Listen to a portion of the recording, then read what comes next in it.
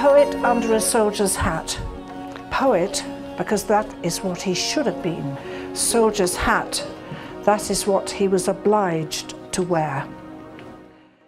If we jump to him as a young man, 19, never having commanded, and this is his first day with the Northumberland Rifles. He stands with the assembled new arrivals. On and on the instructor droned, listing rules governing dress, social behaviour, and whom we may or may not entertain. Eurasian and Indian communities are out of bounds. Mixing is forbidden. Prejudice spoken out loud. I thought a major objective of our being in India was to win over the locals, develop friendships with people from other cultures. I pictured Mother's pale olive skin. It wasn't rosy, it wasn't milky white. What made a person mixed or Eurasian? Mother was Mother. I'd never thought beyond that thought. And me? What was I? I capped my uneasy questions, screwed down the lid. Mess kit, must not, day, evening, except Sunday, black tie. I staggered from lunch to my siesta, reeling from too much information, determined not to let down my guard. It took me weeks to move easily in my skin without fear of exposing my ignorance, lack of private means, Indian connection, and details of my background. Desperately wanting to conform, I behaved to code, regretfully convincing myself I was a member of a superior class, a dominant race. A strutting arrant ass, I never questioned my arrogance. So that is the way people were brought up to think. They were expected to think of themselves in this way. But he had to experience and deal with servants, a new way of life, and after all, he'd been used to going to the pawn shops to get enough money. So this is a big change. As in most of India in the 1920s, running water ran from cans. Every evening before I dined, Bisti, that's the water carrier, placed a tin tub before a roaring fire in the living room, then filled it with kerosene tins of boiling hot water carried from the kitchen, reminiscent of father's bath night tales. Knees bent, belly deliciously warm, submerged in the hot water, I sipped a whiskey chota peg, that's one finger of whiskey, while listening to the crackling of the fire's resinous pine and watching the giant flickering shadows. I lingered until soap scum settled on the surface and the increasingly tepid water wrinkled my skin, forcing me out. Abdul Karim, my personal bearer, a tall, dignified, bearded Muslim, stood posted at the door, ready to scrub my back. Then, eyes averted, handed me a thick towel, followed by my clothing, and helped me dress as though I was a baby. Keeping conversational formal, after drawing on my socks, he vigorously massaged each foot in turn. One evening, Geoffrey, that's his roommate, counted we had 17 servants between the two of us, courtesy of Karim. Each cast one job, Karim explained. One for carry, one sweep, one for wash, one iron, one peeling and chop, and one cook. Tasks never overlapped. So there he is, getting used to being a gentleman and an officer and a gentleman.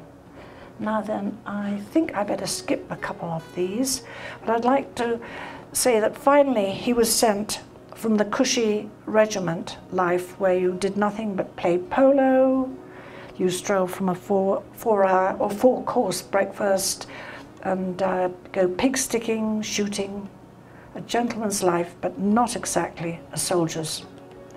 So finally he is sent to the northwest frontier in the Khyber Pass.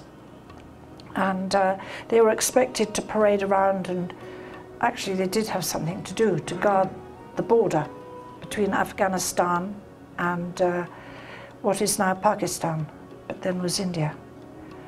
And he has to experience first fire. Our company was ordered on punitive column by the chief political agent in Peshawar to deal with what he called those damn confounded troublemakers.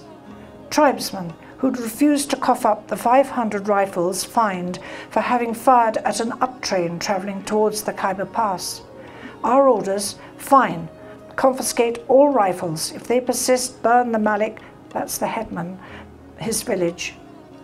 Under the watchful eye of the PA, a mandatory observer representing the Foreign and Political Service, we surrounded and stormed the village at dawn and confiscated every weapon.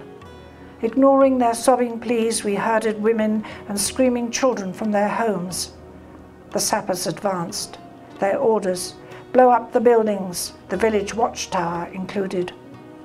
Their only means of defence destroyed, the villagers had no place to barricade themselves from marauding tribesmen bent on rape and pillage. Sickened, my lip quivered. I had taken part.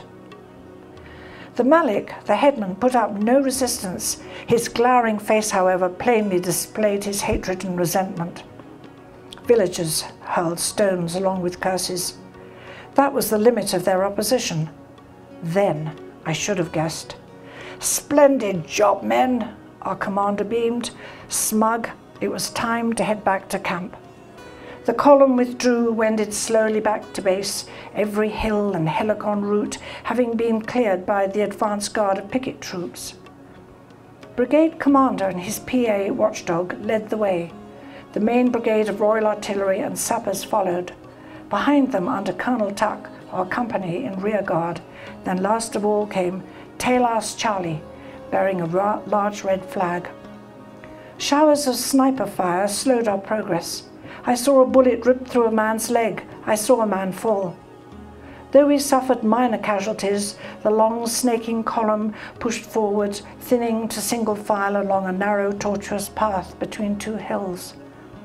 A heavy hailstorm of bullets rained down onto our left flank from the stony hills, drawing our counterfire.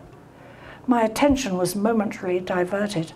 As I and my rifle left, a group of Lascars, righteous sword flourishing Pathans, leapt from a side nullah on the right, charging directly at us in the rear guard, screaming, "Kill, kill, Allah Akbar, kill the infidel Ferengiz.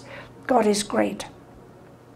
Hand-to-hand, life and death combat was nothing I'd ever trained for.